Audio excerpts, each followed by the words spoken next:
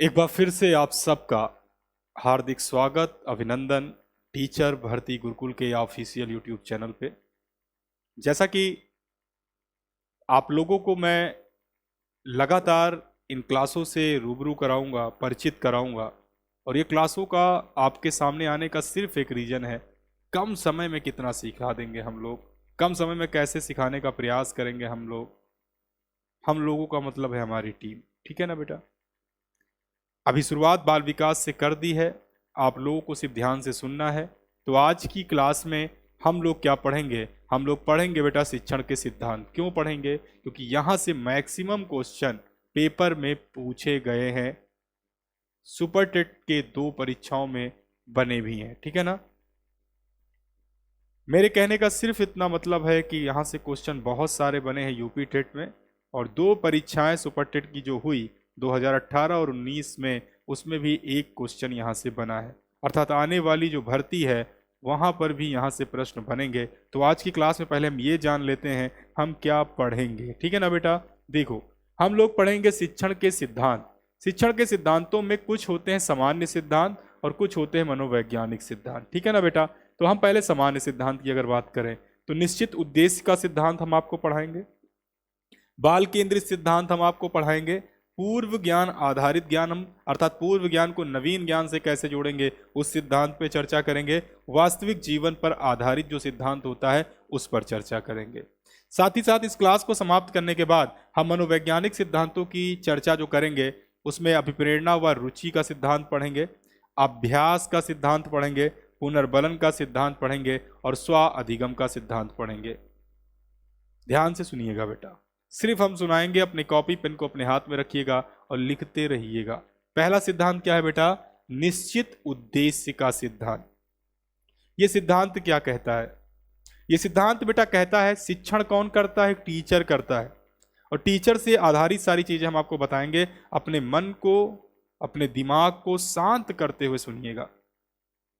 सुनो बेटा, निश्चित उद्देश्य का सिद्धांत कहता है कि इस सिद्धांत के अनुसार एक शिक्षक को पढ़ाने जाने से पहले, कक्षा में पढ़ाए जाने से पहले, अर्थात जब पढ़ाने जाए उससे पहले उसे अपने निश्चित उद्देश्य, कक्षा में क्या पढ़ाना है, कक्षा में कितना पढ़ाना है, और कक्षा में किस तरीके से पढ़ा करके हम जो समस्याएं उत्पन्न हो सकती थी उन समस्याओं को दूर करने का जो प्रयास करते थे वो हम इस सिद्धांत के अनुसार ही करते थे। क्यों? क्योंकि जब हमारे एक निश्चित उद्देश्य क्लियर होंगे, हमें क्या पढ़ाना है, कितना पढ़ाना है, ये उद्देश्य हमारा निर्धारित होगा, तो हम लोग शिक्षण जो होगी, जो टीचिंग होगी, वो बहुत अच्छे तरीके से करने का प्रयास करेंगे। समझ रहे हो बेटा?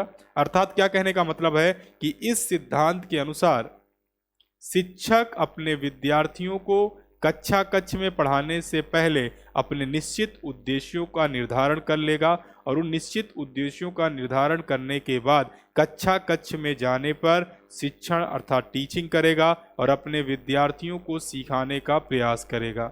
समझ रहे हो बेटा? ये था निश्चित उद्देश्य का सिद्धांत। दूसरा सिद्धांत है बाल केंद्रित सिद्धांत। आप लोगों ने एक सिद्धांत पढ़ा है बाल केंद्रित सिद्धांत या बाल केंद्रित शिक्षा। बाल केंद्रित शिक्षा पर एक चर्चा की मनोवैज्ञानिक गिज्जू भाई ने, जिनको हम गिरजा शंकर भगवान जी बधेका कहते हैं। गिरजा शंकर जी भगवान जी बधेका कहिए या मूछों वाली माँ कहिए या प्यार से गिज्जू भाई कहिए, जो भी कहिए याद कर लीजिए। इन्होंने कहा कि यदि कक्षा में शिक्षक पहुंचे और सिर्फ बालक को केंद्र मानकर शिक्षा दे, बालक को केंद्र मानने का मतलब है बेटा कक्षा में जाने के बाद बालक ही सर्वे सर्वा है।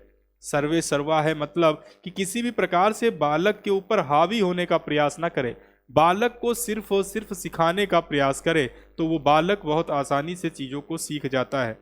लेकिन क्या बेटा, होता क्या है, आजकल के जो शिक्षक थोड़े बहुत पाए जाते हैं वो तानाशाह शिक्षक के रूप में होते हैं। अगर होते हैं तब मैं कह रहा हूँ, तो उन शिक्षकों को चूंकि, या मैं से कहूँ उन शिक्षकों को नहीं पता होता है कि टीचिंग कैसी करनी है, मनोवैज्ञानिक भाषा नहीं पता होती है, इसलिए उस मनोवैज्ञानिक भाषा को सिखाने के लिए इन सिद्धांतों के बारे में टीचर को भी ज्ञान कराना चाहिए, प्रशिक्षण देना चाहिए। अर्थात इस सिद्धांत के अनुसार बालक को केंद्र मानकर शिक्षा प्रदान करनी चाहिए। इसे कहते हैं बाल केंद्रित सिद्धांत। समझ में आ रहा बेटा?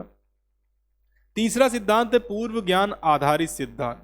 ये तो सबको पता हो गया धीरे धीरे, बाल विकास को पढ़ा हमने, शिक्षण को पढ़ा हमने, जो भी हम लोग पढ़ते हुए आए हैं डीएलएड बीएड में, वहाँ पर आपसे कहा जाता है, वहाँ से आपसे कहा जाता है किसी भी कक्षा को पढ़ाने जाने से पहले बच्चे को उस कक्षा से पूर्व में क्या पढ़ाया गया है उस पूर्व ज्ञान को जोड़ते हुए नवीन ज्ञान में सम्मिलित कर देना चाहिए। जैसे बेटा मान के चलो कि मैं किसी क्लास को पढ़ाने के लिए जाऊं, या ऐसे कहो मैं कक्षा 1 के बच्चे को प्राइमरी एजुकेशन को पढ़ाने के लिए जाऊं, तो बच्चों ने उससे पूर्व में आंगनबाड़ी में प्रवेश किया है, आंगनबाड़ी से पूर्व में उसने परिवार में प्रवेश किया है, क्योंकि बालक का प्राथमिक जो परिवार होता है, क्या होता है बेटा, जो प्राथमिक कक्षा होती है बालक की वो परिवार होती है। परिवार से निकलने के बाद आप लोगों ने आंगनबाड़ी शब्द सुना होगा, चूंकि प्राइमरी एजुकेशन से पढ़ना है, अर्थात पूर्व प्राथमिक विद्यालय जो होती है आंगनबाड़ी हम जिसको बोल सकते हैं, एक होती है प्राथमिक विद्यालय। जब विद्यालय बच्चा पहुंचता है तो जिस कक्षा में बच्चा होगा उस कक्षा से पूर्व में जो हमने बालक को सिखाया है उस पूर्व ज्ञान से जोड़ते हुए बच्चे को नवीन ज्ञान में जोड़ देना ही पूर्व ज्ञान आधारित ज्ञान होता है, पूर्व ज्ञान आधारित सिद्धांत होता है। ठीक है ना बेटा, इतनी बात समझ में आ रही है? कोई कंफ्यूजन होगा तो बताना बेटा।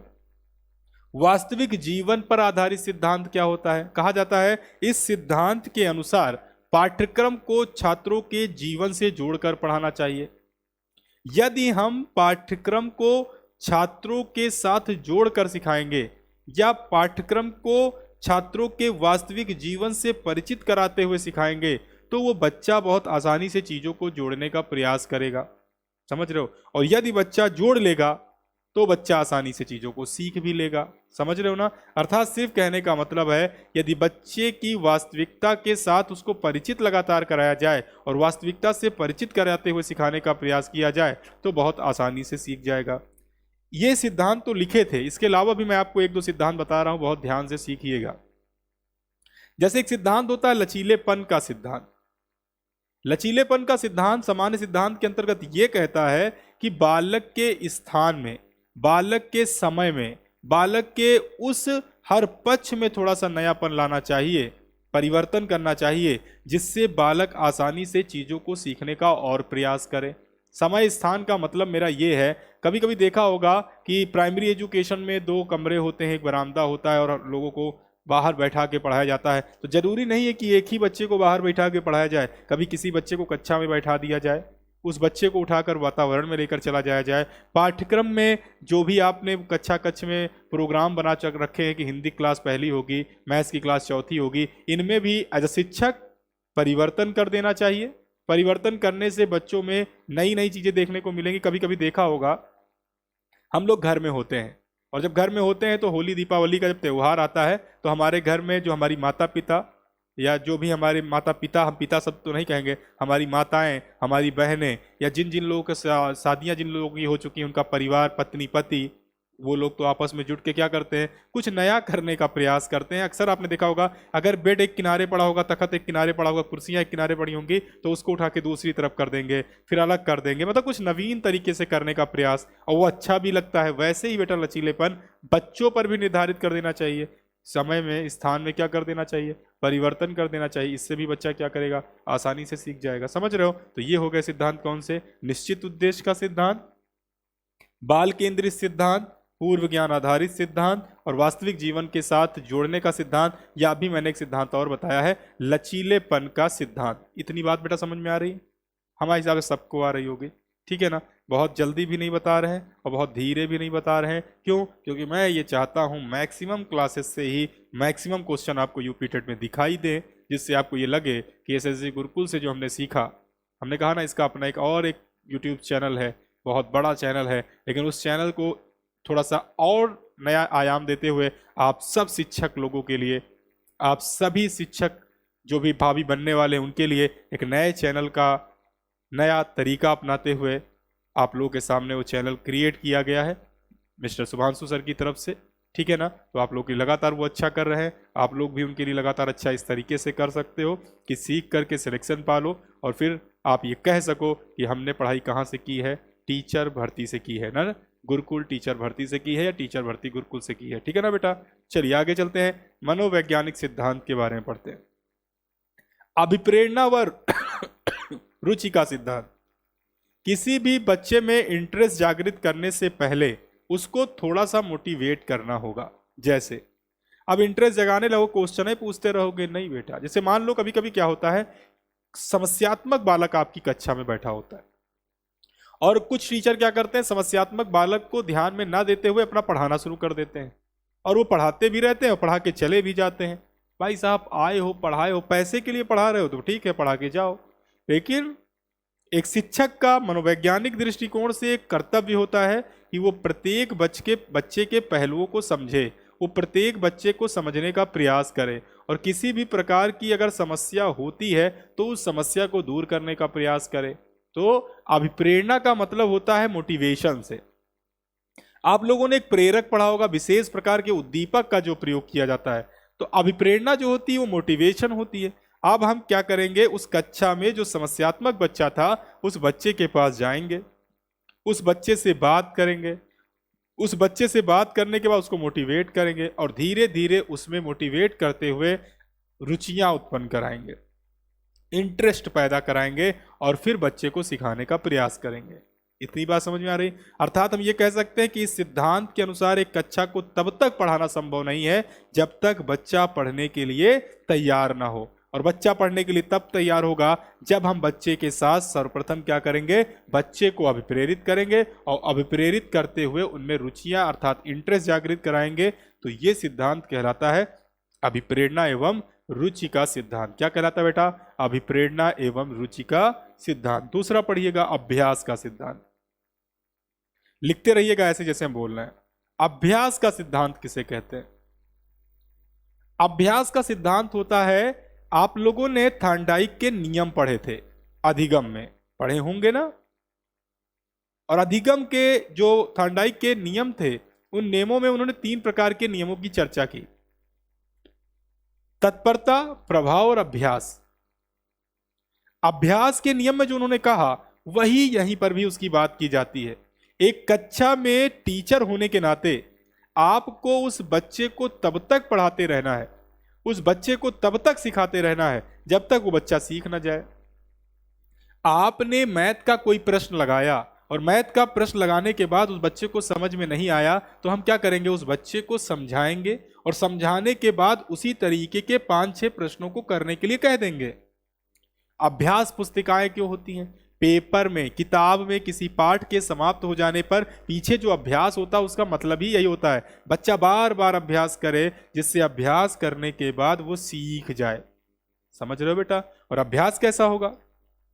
अभ्यास ऐसा होगा कि जब तक छोटे छोटे भागों में करके या जिस तरीके से सीखने का प्रयास करना है उसे बार बार बार बार बार बार क्या करना है, उसे बार बार सीखने का प्रयास करना है। तो इसमें हम कहेंगे इस सिद्धांत के अनुसार शिक्षण की सफलता का या सफलता के लिए आवश्यक जो कड़ी है वो है अभ्यास, और बच्चे को अभ्यास लगातार कराते रहना चाहिए जब तक वो सीख न जाए। अर्थात बार बार अभ्यास कराने पर सीख जाना चाहिए, बार बार अभ्यास कराने के बाद शिक्षक को उस विद्यार्थी को सिखा देना चाहिए।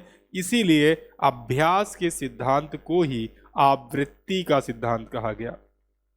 क्या कहा गया? अभ्यास के सिद्धांत को ही आवृत्ति का सिद्धांत कहा गया। तो पहला कौन सा बेटा? अभिप्रेरणा व रुचि, और दूसरा है अभ्यास का सिद्धांत। तीसरा सुनिएगा, पुनर्वलन का सिद्धांत। हमने अक्सर एक बात कक्षा कक्ष में मैं कहता रहता हूं, मैं क्या कहता हूं? मैं कहता हूं बेटा कि जब तक आप चीजों को सही तरीके से किसी विद्यार्थी को सिखा ना दो, जब तक उस विद्यार्थी को पुनर्वलन बहुत ज्यादा मत दो। सीखने के लिए प्रोत्साहित करो, सीखने के लिए आप लगातार उसको सिखाने का प्रयास करो, लेकिन हाँ एक बात कभी ना करो। वो बात क्या है कि पता चलता है कभी कभी मैं देखता हूँ प्राइमरी एजुकेशन में अब सरकारी स्कूल और प्राइवेट स्कूल और भी बड़े स्कूल, तो मैं थोड़ा सा तीनों को जोड़ने का प्रयास करता हूँ। सरकारी स्कूल में जो सुविधाएं हैं किस तरीके की हैं वो सबको पता है, मैं यूपी की बात कर रहा हूँ, ठीक है ना। लेकिन हम थोड़ी देर के लिए इसको जोड़ने का प्रयास करते हैं प्राइवेट स्कूल से। अब बहुत अच्छा माहौल बन रहा है, मैं देख रहा हूं कि प्रत्येक प्राइवेट स्कूल बीएड बीटीसी ऐसे ही टीचरों को रख रहे हैं, डीएलएड के टीचरों को रख रहे हैं। लेकिन यदि उनको ये चीज सिखाई जाए कि किसी भी बच्चे को एक बार अगर आपने कॉपी में गुड दे दिया है तो इसका मतलब है उस बच्चे को आपने थोड़ा सा पहचान लिया है। और यदि आपने उस बच्चे को गुड कॉपी पर दे दिया है तो ये अधिकार आपने खो दिया है कि आप उसको पुअर दें। देखो ये मेरी परिभाषा है, ये मैं आपको बता रहा हूं जो मुझे लगता है एज अ टीचर। मैं जैसे पढ़ा रहा हूं तो मुझे जो लगता है मैं इस समय थोड़ा सा इसलिए बता रहा हूं क्योंकि पुनर्बलन बहुत अच्छे सीख जाओगे। जो प्राइवेट स्कूल के मैम्स होती हैं या प्राइवेट स्कूल के जो सर होते हैं, अब तो मैक्सिमम मैम लोग पढ़ाती हैं, मैम लोग क्या करती हैं थोड़ा सा जल्दबाजी कर जाती हैं। मैंने जो देखा है, मैंने इस समय देखा है, मेरी बच्ची भी स्कूल में पढ़ रही है तो मैं देखता हूं बेटा, कॉपियों में पुनर्बलन देने के चक्कर में, अच्छा करने के चक्कर में बच्चे को गुड दे दिया उन्होंने, समझना बेटा। और गुड देने के बाद फिर उस कॉपी में 3 पन्ने के बाद वो मैडम पुअर दे रही हैं। तो मुझे थोड़ा सा ये फील हो रहा है कि या तो मैम ने मेरी प्यारी सी बिटिया रानी को वो पहचान नहीं पाई है। समझना मैं क्या कहना चाह रहा हूं। किसी बच्चे को प्रोत्साहित करो और फिर उस बच्चे को हतोत्साहित करो, ये टीचिंग का कोई हिस्सा नहीं है, ठीक है ना। मतलब आपने उस बच्चे को अच्छा कहा और फिर आपने उस बच्चे को बुरा कह दिया, तो ये गलत है ना बेटा। मतलब आप पहले पहचान लो, जब तक पहचान लो जब तक आप उसको अच्छा सिखा नहीं देते हो, और जब आपने उसको अच्छा सिखा दिया है फिर उसमें कोई कमी नहीं रह जाएगी।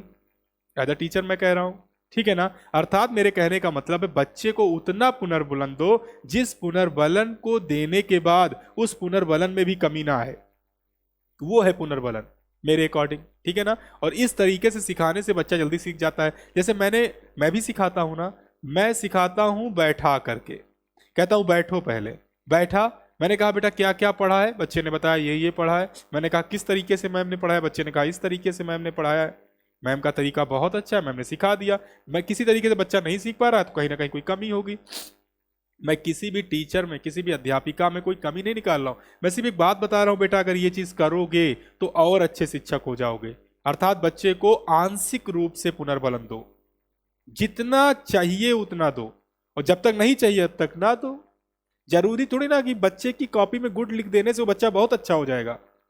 आप लोगों ने देखा होगा बच्चा, बहुत ध्यान समझना मैं क्यों कहना चाह रहा हूं, ये जरूरी नहीं था कि जो क्लास में फर्स्ट आता था हाई स्कूल से इंटर तक उसी ने आज जीवन में टॉप किया हो। नहीं, एक ऐसा बच्चा, एक नहीं बेटा कई ऐसे बच्चे जो कक्षा कक्ष में बैठे थे, समझना मैं क्या कहना चाह रहा हूं, जो टॉपर नहीं थे, जो सीखने में बहुत ज्यादा तेज नहीं थे, आज वो टॉप कर रहे हैं। तो ये नहीं है, बच्चे को पुनर्बलन के आधार पर, बच्चे को अभिप्रेरणा के आधार पर, बच्चे को अभ्यास के आधार पर, मनोविज्ञान कहता है किसी भी तरीके से कभी भी सिखाया जा सकता है। और अभिप्रेरणा एक ऐसी चीज है, जब कभी भी बच्चे में अगर आपने पैदा कर दी, बच्चे के अंदर जागृतियां उत्पन्न करा दी, वो बच्चा बहुत तेजी से सीख जाएगा बेटा। समझ रहे हो हम क्या कहना चाह रहे हैं। इसलिए बेटा मेरे कहने का मतलब है कि पुनर्बलन का सिद्धांत कहता है, इस सिद्धांत के अनुसार बालक को उतना ही उतना ही पुनर्बलन देना चाहिए जितना पुनर्बलन देने से वो बच्चा सीखता चला जाए, उसके ऊपर किसी भी प्रकार का कोई भी प्रभाव गलत तरीके से ना पड़े, अर्थात आंशिक रूप से, ठीक है ना। किस रूप से? आंशिक रूप से। लास्ट देखो, स्वाधिगम का सिद्धांत। शिक्षक के द्वारा सिखाने के बाद बच्चा स्वयं पढ़ने के लिए जब प्रेरित हो जाता है तो उसे कहते हैं स्वाधिगम का सिद्धांत। समझना हम क्या कह रहे हैं। हमने इतने सारे नियमों से सिखाया, हमने इतने सारे मनोवैज्ञानिक सिद्धांतों से सिखाया, हमने आपको प्रेरित किया, हमने आपको मोटिवेशन लगातार हम आपको दे रहे हैं, लेकिन फिर भी आप लोगों को ऊपर असर नहीं पड़ रहा है। लेकिन एक समय आने पर उन असरों का ध्यान आप पर आता है और आप स्वयं उस अधिगम को प्राप्त करना प्रारंभ कर देते हैं, स्व अधिगम करने लगते हैं कि हमें कुछ करना है। तो आप लोगों को अभी अभी मैंने बताया है, बहुत सारे ऐसे बच्चे थे क्लास में, बहुत तेज थे, वो क्या हो गए, रुक गए। और एक बहुत सारे बच्चे ऐसे थे जो क्लास में शांत स्वभाव के थे, क्लास में डांट खाते थे, डंडों से मार खाते थे, मास्टर साहब जहां पाते थे शरीर के हिस्से में वहां मार देते थे, जहां से सिर्फ चोट लगती थी, ऐसा नहीं फोड़ नहीं देते थे। पहले का जमाना 2005 से पहले जितने बच्चों ने हाई स्कूल इंटर पास किया होगा उनसे पूछो, मास्टर बहुत मारते थे। और मैं तो ये भी कहता हूँ मास्टरवा बहुत मारता था, मैंने भी मार खाई है। अब क्या है, अब तो पूर्ण रूप से दंड खत्म हो गया, लेकिन इस दंड को खत्म करने का मतलब ये थोड़ी ना कि बच्चे की पढ़ाई पर असर पड़ेगा। बच्चा जो सीखना चाहेगा, जो बच्चा वो सीख जाएगा, और जो शिक्षक उसको अच्छे से सिखाने का प्रयास करेगा वो अच्छे से सिखा लेगा। मैं अक्सर एक बात कहता हूं, क्लास में पहुंचने के बाद, ये सारे सिद्धांतों का है समझना बेटा, क्लास में पहुंचने के बाद आप अच्छे शिक्षक कब बनोगे? जब आप अपने बच्चों को समझोगे और उन बच्चों को सिखा दोगे, वरना आप अच्छे शिक्षक नहीं हो। ये बात याद रखना।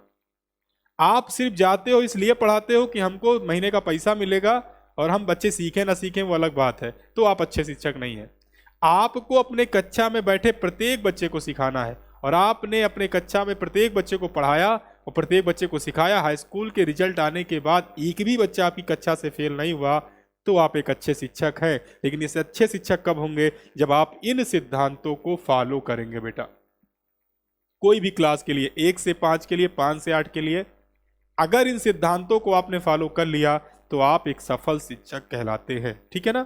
ये थे शिक्षण के सिद्धांत। अपना ध्यान रखिए, परिवार का ध्यान रखिए, अच्छे से पढ़िए, और हम ऐसे ही क्लास लेकर आप लोगों के बीच में आते रहेंगे। जब तक के लिए बहुत बहुत आप सभी का धन्यवाद।